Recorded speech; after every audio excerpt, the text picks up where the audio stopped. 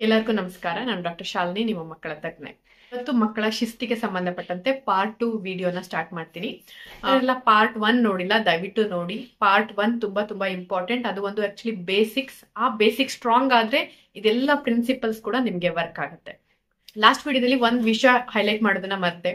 ಏನಪ್ಪಾ ಅಂತ ಹೇಳಿದ್ರೆ, ಯಾವ ತಂದೆ ತಾಯಿನೂ ಕೂಡ ಬೇಕು ಅಂತ ಮಕ್ಕಳಿಗೆ ಹೊಡೆಯೋದು ಬಯೋದು ಮಾಡೋದಿಲ್ಲ.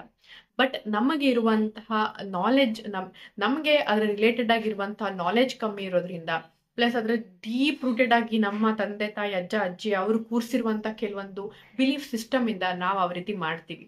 ಸೊ ಯಾವಾಗ ನಾವು ಇದು ತಪ್ಪು ಯಾವುದು ಸರಿ ಅಂತ ಅರ್ಥ ಮಾಡ್ಕೋತೀವಿ, ಡೆಫಿನೆಟ್ಲಿ ಚೇಂಜ್ ಮಾಡ್ಲಿಕ್ಕೆ ಅವಕಾಶ ಇರುತ್ತೆ. ವಿಡಿಯೋನ ನೋಡಿದ ಮೇಲೆ ನಿಮ್ಮ ಅಭಿಪ್ರಾಯನ ಕಮೆಂಟಿನ ಮೂಲಕ ಶೇರ್ ಮಾಡೋದನ್ನ ಮರಿಬೇಡಿ. ಬೇರೆ ಪೇರೆಂಟ್ಸ್ಗೂ ಕೂಡ ತುಂಬಾ ಹೆಲ್ಪ್ ಆಗುತ್ತೆ. ಸೊ ತಡ ಮಾಡದೆ ಇವತ್ತಿನ ವಿಡಿಯೋನ ಸ್ಟಾರ್ಟ್.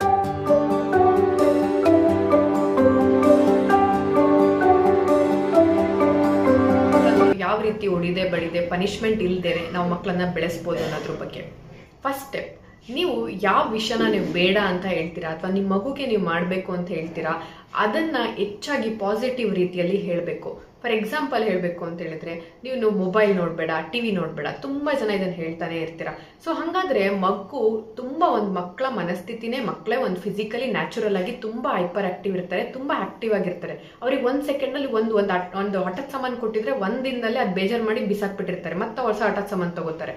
ಅಂದ್ರೆ ಅವರಲ್ಲಿ ಅವರಲ್ಲಿ ಎಂಗೇಜ್ಮೆಂಟ್ ಇರುತ್ತೆ, ಇಷ್ಟೊಂದು ಅವ್ರು ಹೈಪರ್ ಆಕ್ಟಿವ್ ಆಗಿರ್ತಾರೆ. ನೀವು ಮಕ್ಕಳಿಗೆ ಅದನ್ನ ಮಾಡಬೇಡ ಅಂತ ಹೇಳ್ಬೇಕಾ? ಇವಾಗ ನಿಮ್ಮ ಮಕ್ಕಳು ನಿಮಗೆ ಟಿವಿ ನೋಡಬಾರ್ದು, ಮೊಬೈಲ್ ನೋಡಬಾರ್ದು ಅಂತಿದ್ದಾಗ ನೀವು ಅವರಿಗೆ ಆಲ್ಟರ್ನೇಟಿವ್ ವರ್ಕ್ ಕೊಡಬೇಕು. ಅವರನ್ನ ನೆಕ್ಸ್ಟ್ ಒಂದು ಒಳ್ಳೆ ಬೇರೆ ಆಕ್ಟಿವಿಟೀಸ್ ಅಲ್ಲಿ ತೊಡಗಿಸ್ಲಿಕ್ಕೆ ಟ್ರೈ ಮಾಡಬೇಕು. ನಿಮ್ಗೆ ಅನ್ಸಿದ್ದೆ ತುಂಬಾ ಜಾಸ್ತಿ ಸ್ಕ್ರೀನ್ ಟೈಮ್ ಆಯ್ತು ಅಂತ ಹೇಳಿದ್ರೆ, ಅವ್ರನ್ನ ಹೊಡಿದೆ ಬಡಿದೆ ಅದನ್ನ ಮಾಡಬೇಡ ಅನ್ನೋದಕ್ಕಿಂತ ಮುಂಚೆ ಅವರಿಗೆ ಬಾ ಇಲ್ಲಿ ಇದನ್ನ ಆಕ್ಟಿವಿಟಿ ಮಾಡೋಣ, ಪಾರ್ಕಿಗೆ ಹೋಗೋಣ, ಅಥವಾ ಈ ಒಂದೇ ಬೇರೆ ಬೇರೆ ಆಕ್ಟಿವಿಟೀಸ್ ಅಲ್ಲಿ ತೊಡಗಿಸ್ಕೊಳ್ಳೋದು ತುಂಬಾ ತುಂಬಾ ಇಂಪಾರ್ಟೆಂಟ್. ಇದು ಫಸ್ಟ್ ಸ್ಟೆಪ್ ಆಗಿದೆ ನೀವು ಪಾಸಿಟಿವ್ ಆಗಿ ಡಿಸಿಪ್ಲಿನ್ ಮಾಡ್ಲಿಕ್ಕೆ.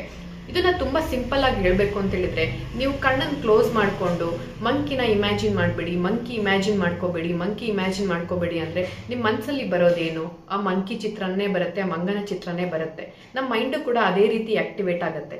ಸೊ ನೀವು ಏನ್ ಹೇಳ್ತೀರಾ ಆ ಚಿತ್ರಣ, ಎಸ್ಪೆಷಲಿ ನಾನು ಹೇಳ್ದಂಗೆ ಮಕ್ಕಳ ಫೋಟೋಗ್ರಾಫಿಕ್ ಮೆಮೊರಿ ತುಂಬಾ ತುಂಬಾ ಆಕ್ಟಿವ್ ಆಗಿರುತ್ತೆ.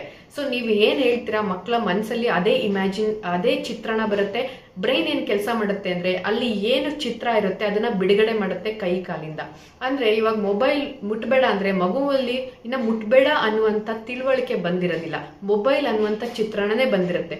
ಒಂದು ಮಗುವಿನ ಮನಸ್ಸಲ್ಲಿ ಮೊಬೈಲ್ ಅನ್ನೋ ಚಿತ್ರಣ ಬಂದಾಗ ಅದರ ಬ್ರೈನ್ ಕೈಗೆ ಏನ್ ಹೇಳುತ್ತೆ ಅಂದ್ರೆ ತಗೋ ನೋಡು ಇದನ್ನೇ ಹೇಳುತ್ತೆ.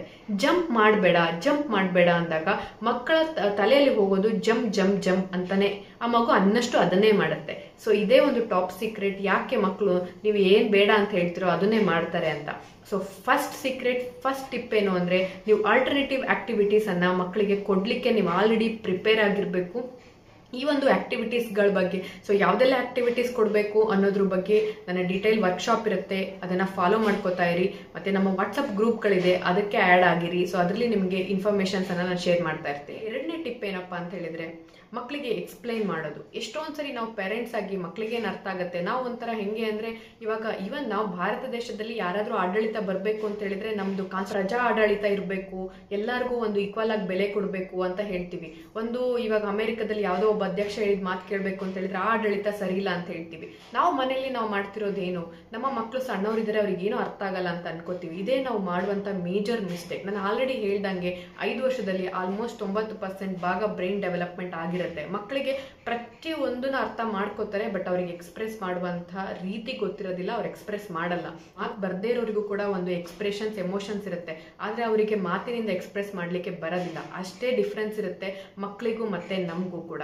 ಸೊ ಹಾಗಾಗಿ ಅವ್ರು ಎಕ್ಸ್ಪ್ಲೈನ್ ಮಾಡಿದ್ರೆ ಯಾಕೆ ಅದನ್ನ ಮಾಡಬಾರ್ದು ಅನ್ನೋದನ್ನ ಎಕ್ಸ್ಪ್ಲೈನ್ ಮಾಡಬೇಕು. ಅದು ಅವರ ಭಾಷೆಯಲ್ಲಿನೇ ನೀವು ಎಕ್ಸ್ಪ್ಲೈನ್ ಮಾಡಬೇಕು. ಸೊ ಬ್ರೈನ್ ಹಾಳಾಗುತ್ತೆ, ನಾಳೆ ದಿನ ನೀನು ಓದಲ್ಲ, ಈ ತರ ಹೇಳಿದ್ರೆ ಅವ್ರಿಗೆ ಏನೂ ಅರ್ಥ ಆಗಲ್ಲ. ಅವ್ರ ಭಾಷೆ ಏನು, ಅವ್ರ ಭಾಷೆಗಳನ್ನ ನೀವು ಕಥೆಗಳ ಮೂಲಕ ಹೇಳಲಿಕ್ಕೆ ಪ್ರಯತ್ನ ಮಾಡಬೇಕು. ಮತ್ತೆ 3ನೇ ಟಿಪ್ ಏನಪ್ಪಾ ಅಂತ ಹೇಳಿದ್ರೆ, ಯಾರೇ ಒಬ್ರು ಇವಾಗ ನಮ್ಗೆ ತುಂಬಾ ನಾವು ಪ್ರೀತಿಸುವಂತವ್ರು, ನಮ್ಗೆ ತುಂಬಾ ಹತ್ರ ಆದಂತವ್ರು, ಅವ್ರಿಗೆ ಏನೇ ಕೇಳಿದ್ರು, ಅವ್ರು ಏನೇ ಹೇಳಿದ್ರು ನಾವ್ ಯಾವತ್ತೂ ಕೂಡ ಇಲ್ಲ ಅನ್ನಲ್ಲ, ಅದನ್ನ ಮಾಡೇ ಮಾಡ್ತೀವಿ. ಅದೇ ರೀತಿ ಕೂಡ ಮಕ್ಕಳು ಕೂಡ. ಸೊ ಅಂದ್ರೆ ಏನಪ್ಪ ಸೂತ್ರ ಅಂತ ಹೇಳಿದ್ರೆ, ಕನೆಕ್ಟ್ ಬಿಫೋರ್ ಯು ಕರೆಕ್ಟ್ ಅಂತ. ನೀವು ಯಾರ ಜೊತೆಗೂ ನೀವು ಕರೆಕ್ಟ್ ಮಾಡಬೇಕು ಅಂತ ಹೇಳಿದ್ರೆ ಫಸ್ಟ್ ನೀವು ಅವ್ರ ಜೊತೆಗೆ ಕನೆಕ್ಷನ್ ಬೆಳೆಸ್ಕೊಳ್ಳೋದು ತುಂಬಾ ತುಂಬಾ ತುಂಬಾ ಇಂಪಾರ್ಟೆಂಟ್ ಆಗಿರುತ್ತೆ. ನೀವು ಯಾವ ರೀತಿ ಕನೆಕ್ಷನ್ಸ್ ಅನ್ನ ನಿಮ್ಮ ಮಗು ಜೊತೆಗೆ ಬೆಳೆಸ್ಕೊಂಡಿರ್ತೀರಾ ಆ ರೀತಿ ನಿಮ್ಮ ಮತ್ತೆ ಮಗುವಿನ ನಡುವೆ ಕಮ್ಮಿ ಗ್ಯಾಪ್ ಇದ್ದಷ್ಟು ಮಕ್ಕಳು ನಿಮ್ಮ ಹೇಳಿದ ಮಾತನ್ನ ಡೆಫಿನೆಟ್ಲಿ ಕೇಳ್ತಾರೆ. ಮುಂದೆ ದೊಡ್ಡವರಾದ್ಮೇಲೂ ಕೂಡ ಅವರ ಮತ್ತೆ ನಿಮ್ಮ ನಡುವಿನ ಬಾಂಧವ್ಯ ತುಂಬಾ ಚೆನ್ನಾಗಿರುತ್ತೆ. ನೀವು ಪನಿಷ್ಮೆಂಟ್ ಆಗಿ ಅಥಾರಿಟೇಟಿವ್ ಆಗಿ ಅದನ್ನ ಮಾಡಬೇಡ ಅಂದ್ರೆ ಮಾಡಬೇಡ, ಅದನ್ನ ಮುಟ್ಬೇಡ ಅಂದ್ರೆ ಮುಟ್ಬೇಡ ಅಂತ ಹೇಳಿದಾಗ ಗ್ಯಾಪ್ ಅಂತೂ ಫಸ್ಟ್ ಕ್ರಿಯೇಟ್ ಆಗಿರುತ್ತೆ. ಆ ಟೈಮಿಗೆ ನಿಮ್ಗೆ ನೀವು ಅನ್ಕೊಂಡಿದ್ ಕೆಲಸ ಆಗಬಹುದು, ಬಟ್ ಆದ್ರೆ ಗ್ಯಾಪ್ ಕ್ರಿಯೇಟ್ ಆಗಿ ದೂರ ದೂರ ದೂರ ಆಗ್ತಾ ಕೊನೆಗೆ ಒಂದ್ ಟೈಮ್ ಬರುತ್ತೆ ನಿಮ್ಮ ಮಕ್ಕಳು ನಿಮ್ ಜೊತೆ ಏನನ್ನು ಕೂಡ ಶೇರ್ ಮಾಡೋದಿಲ್ಲ, ಮತ್ತೆ ಅವ್ರು ಏನ್ ಮಾಡ್ತಾರ ಅದನ್ನ ನಿಮ್ ಜೊತೆ ಏನು ಹೇಳೋದಿಲ್ಲ, ಮತ್ತೆ ಅವ್ರು ಇವನ್ ತಪ್ಪು ದಾರಿ ತಗೊಂಡ್ರು ಕೂಡ ನಿಮ್ಗೆ ಗೊತ್ತಾಗೋದಿಲ್ಲ. ಸೊ ಹಾಗಾಗಿ ಯಾವತ್ತೂ ಕೂಡ ಕನೆಕ್ಷನ್ ಅನ್ನ ಉಳಿಸ್ಕೊಳ್ಳೋದು, ಆ ಗ್ಯಾಪ್ ಅನ್ನ ಕಡಿಮೆ ಮಾಡ್ಲಿಕ್ಕೆ ನೀವು ಪ್ರಯತ್ನ ಪಡ್ಬೇಕೇ ಹೊರತು ಗ್ಯಾಪ್ ಅನ್ನ ಯಾವತ್ತೂ ಕೂಡ ಜಾಸ್ತಿ ಮಾಡ್ಕೋಬಾರ್ದು. ಮತ್ತೆ 4ನೇದು ಯಾವತ್ತೂ ಕೂಡ ಕ್ಲಿಯರ್ ಬೌಂಡ್ರೀಸ್ ಇರಬೇಕು. ಇವಾಗ ಎಲ್ಲದಕ್ಕೂ ಕೂಡ ಒಂದು ಡಿಸಿಪ್ಲಿನ್ ಟೈಮ್ ಇರಬೇಕು. ನೀವು ಮೊಬೈಲೇ ನೋಡಬಾರ್ದು, ಟಿವಿನೇ ನೋಡಬಾರ್ದು ಅಂದ್ರೆ ಅದು ಇಂಪಾಸಿಬಲ್. ಈಗಿನ ಕಾಲದಲ್ಲಿ ಎಲ್ಲಾ ಮಕ್ಕಳು ಕೂಡ ನೋಡ್ತಾರೆ, ಅದನ್ನ ಎಕ್ಸ್ಪ್ಲೋರ್ ಮಾಡ್ಬೇಕು ಅಂತ ಇಷ್ಟಪಡ್ತಾರೆ. ಬಟ್ ಎಷ್ಟು ನಿಮಿಷ ನೋಡ್ಬೇಕು, ಯಾವ ಟೈಮ್ ನೋಡ್ಬೇಕು, ಯಾವ ಕೆಲಸ ಆದ್ಮೇಲೆ ನೋಡ್ಬೇಕು ಅನ್ನೋದ್ರ ಬಗ್ಗೆ ಕ್ಲಿಯರ್ ಕಟ್ ಬೌಂಡ್ರೀಸ್ ಇರೋದು ತುಂಬಾ ತುಂಬಾ ತುಂಬಾ ತುಂಬಾ ಇಂಪಾರ್ಟೆಂಟ್ ಆಗುತ್ತೆ. ಆ ಬೌಂಡ್ರೀಸ್ ಏನಾದ್ರು ಬ್ರೀಚ್ ಮಾಡಿದ್ರೆ ಅಥವಾ ಅದನ್ನ ಫಾಲೋ ಮಾಡಿಲ್ಲ ಅಂತ ಹೇಳಿದ್ರೆ ಅದಕ್ಕೆ ತಕ್ಕಂಗೆ ಆಲ್ರೆಡಿ ಕೆಲವೊಂದು ಇನ್ಸ್ಟ್ರಕ್ಷನ್ ಅನ್ನ ಕೊಟ್ಟಿರ್ಬೇಕು. ಮೇ ಬಿ ನೆಕ್ಸ್ಟ್ ಒಂದು 3 ದಿನ ಮತ್ತೆ ಟಿವಿ ಕೊಡಲ್ಲ ಅಂತನೋ ಅಥವಾ ಫೋನ್ ಕೊಡಲ್ಲ ಅಂತನೋ ಅಥವಾ ಅವ್ರಿಗೆ ಬೇಕಾಗಿರುವಂತಹ ಒಂದು ಆಟದ ಸಾಮಾನನ್ನ ಇಸ್ಕೊಡಲ್ಲ ಅಂತನೋ ಅಥವಾ ಈವನ್ ಉಲ್ಟಾ ಡೈರೆಕ್ಷನ್ ಹೇಳ್ಬೇಕು ಅಂದ್ರೂ ಕೂಡ ಅವ್ರೇನಾದ್ರೂ ಒಂದು ಚೆನ್ನಾಗಿರುವಂತಹ ಒಂದು ಕೆಲಸ ಮಾಡಿದಾಗ ಅವರು ಪಾಸಿಟಿವ್ ಆಗಿ ನೀವು ಹೇಳಿದಂಗೆ ನಡ್ಕೊಂಡಾಗ ಅದನ್ನು ಕೂಡ ಅಪ್ರಿಶಿಯೇಟ್ ಮಾಡಬೇಕು. ಅದಕ್ಕೆ ಸಣ್ಣ ಸಣ್ಣ ಗಿಫ್ಟ್ ಗಳನ್ನ ಕೊಡ್ಲಿಕ್ಕೆ ಪ್ರಯತ್ನ ಮಾಡ್ಬೇಕು. ಇವಾಗ ಕೆಲವೊಬ್ರು ಮಕ್ಕಳು ಉಗುರು ಕಡಿತಿರ್ತಾರೆ, ಕೆಲವೊಂದು ಮಕ್ಕಳು ನೈಲ್ ಬೈಟ್ ಮಾಡ್ತಿರ್ತಾರೆ, ಉಗುರು ಕಡಿತಾ ಇರ್ತಾರೆ.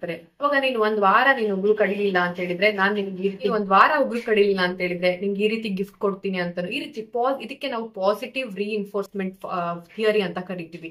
ನಮ್ ಬ್ರೈನ್ ಅದೇ ರೀತಿನೇ ಕೆಲಸ ಮಾಡುತ್ತೆ. ಸೊ ನೀವು ಆದಷ್ಟು ಪಾಸಿಟಿವ್ ರಿವಾರ್ಡ್ಸ್ ಅನ್ನ ಕೊಟ್ಟಾಗ ನಿಮ್ಮ ಬ್ರೈನ್ ಮಕ್ಕಳ ಬ್ರೈನ್ ಕೂಡ ಅದಕ್ಕೆ ಹೆಚ್ಚೆಚ್ಚು ಮಾಡ್ಲಿಕ್ಕೆ ಅದನ್ನ ಪ್ರಯತ್ನ ಮಾಡುತ್ತೆ. ಮತ್ತೆ last but not the least, ನೀವು ಪ್ರತಿಯೊಂದು ಮಗುವಿನ ಒಂದು ಪಾಸಿಟಿವ್ ಆಕ್ಷನ್ ಕೂಡ ಅಪ್ರಿಶಿಯೇಟ್ ಮಾಡೋದು ತುಂಬಾ ತುಂಬಾ ಇಂಪಾರ್ಟೆಂಟ್. ನಾವು ಮನುಷ್ಯರೇ ಹಾಗೆ, ಏನಾದ್ರು ಹುಷಾರಿಲ್ಲ, ತಲೆನೋವಿಲ್ಲ ಅಂದ್ರೆ ತಲೆನೋವಾಗುತ್ತೆ, ಕೈಗೆ ಬಿದ್ದು ಪೆಟ್ ಮಾಡ್ಕೊಂಡಾಗ ಕೈನ ಒಂದು ಮಹತ್ವ ಗೊತ್ತಾಗತ್ತೆ, ಇವನ್ ಎದೆ ನೋವು ಬಂದಾಗ ಹಾರ್ಟ್ ಅಂತ ಒಂದಿದೆ ಅಂತ ನಮ್ಗೆ ಗೊತ್ತಾಗತ್ತೆ. ಸೊ ಹೋಗಿದಾಗ ನಾವು ಕೂಡ ನಮ್ ಲೈಫ್ ಅನ್ನ ಅಪ್ರಿಶಿಯೇಟ್ ಮಾಡೋದಿಲ್ಲ. ಮಕ್ಕಳು ಏನೋ ಅವರು 24 ಗಂಟೆ ಅವ್ರು ಏನೋ ತಪ್ಪು ಮಾಡ್ತಾ ಪ್ರತಿಯೊಂದು ವಿಷಯನೂ ಅವ್ರು ತಪ್ಪು ಮಾಡ್ತಾ ಇರಲ್ಲ, ಯಾವ್ದೋ ಒಂದು ಒಳ್ಳೆ ಕೆಲಸನೂ ಮಾಡ್ತಿರ್ತಾರೆ. ಅದನ್ನ ನೀವು ಅಪ್ರಿಶಿಯೇಟ್ ಮಾಡ್ದಂಗೆ ಹೆಚ್ಚೆಚ್ಚು ಪಾಸಿಟಿವಿಟಿನ ನೀವು ಗುರುತಿಸ್ತಾ ಹೋದಂಗೆ ನೆಗೆಟಿವಿಟಿ ತುಂಬಾ ಕಡಿಮೆ ಆಗುತ್ತೆ. ಇದನ್ನ ನೀವು ಅಪ್ಲೈ ಮಾಡಿ ನೋಡಿ, ಡೆಫಿನೆಟ್ಲಿ ನಿಮ್ಗೆ ಹೆಲ್ಪ್ಫುಲ್ ಅಂತ ಅನ್ಸುತ್ತೆ. ಇದೆಲ್ಲ ಟಿಪ್ಸ್ ಅನ್ನು ಕೂಡ ಒಂದೊಂದಾಗಿ ಫಾಲೋ ಮಾಡ್ತಾ ಬನ್ನಿ, ಅಪ್ಲೈ ಮಾಡ್ತಾ ಬನ್ನಿ. ಡೆಫಿನೆಟ್ಲಿ ಇವತ್ತು ನಾಳೆ ಚೇಂಜಸ್ ಸಿಗುತ್ತೆ ಅಂತ ನಾನು ಹೇಳಲ್ಲ. Over the time may be 1 month ಅಲ್ಲಿ 2 ಮಂತ್ಸ್ ಅಲ್ಲಿ 3 ಮಂತ್ಸ್ ಅಲ್ಲಿ ನಿಮ್ಮ ಮಕ್ಕಳ ಬಿಹೇವಿಯರ್ ಅಲ್ಲಿ ನೀವೇ ಚೇಂಜಸ್ ಅನ್ನ ನೋಡ್ತೀರಾ. ಸೊ ಇವತ್ತಿನ ಹೋಮ್ವರ್ಕ್ ಏನು ಅಂದ್ರೆ, ನೀವು ನಿಮ್ಮ ಮಕ್ಕಳಿಗೆ ಪ್ರತಿ ದಿನ ಏನೆಲ್ಲ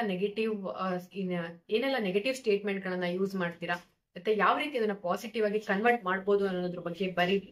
ಮತ್ತೆ ನಿಮ್ಮ ಏನೇ ಡೌಟ್ಸ್ ಗಳಿದ್ರು ಕೂಡ ಕೆಳಗಡೆ ಕಮೆಂಟಿನ ಮೂಲಕ ತಿಳಿಸಿ. ಅಂಡ್ ಆದಷ್ಟು ಪೇರೆಂಟ್ಸ್ ಗೆ ಇದನ್ನ ಶೇರ್ ಮಾಡೋದನ್ನ ಮರಿಬೇಡಿ. Thank you so much. Happy parenting.